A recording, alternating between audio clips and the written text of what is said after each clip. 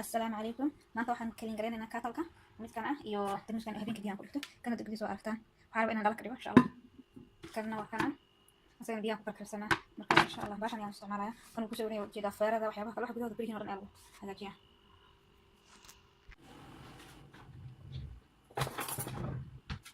Hadda waa furina. Shaqan saaraha.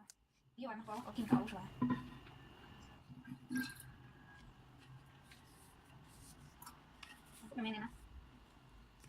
Marka darmuuska biyaha ka kale ayaan ku shubaya biyaha soo karsada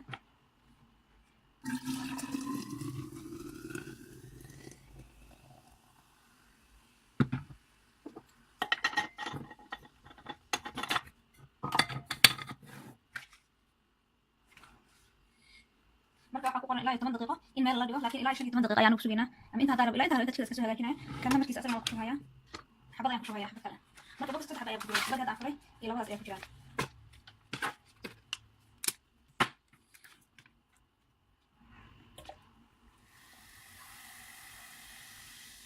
ما أنا وقصت هذا أم بعيني لا لا يعني قصته في كل إن شاء الله لكن مع بعض ودولي الله كذا يعني يعني عباد كذي مثلا 10 دقيقة ولا شوية لكن أنا مركز شيء صار مستوى صار كلام 10 دقيقة هات أنا 10 دقيقة إن شاء الله سوسن قينا دي أنكوني ماشي 10 دقيقة أي هذا كذا علينا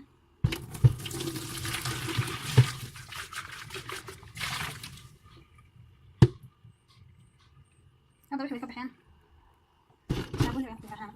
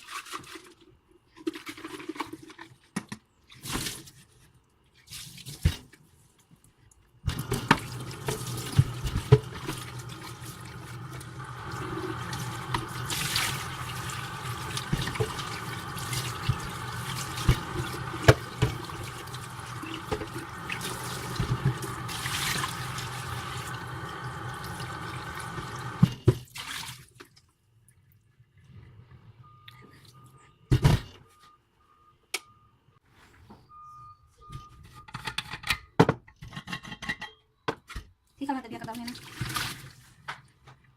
سوي دي سوسن هي كبحين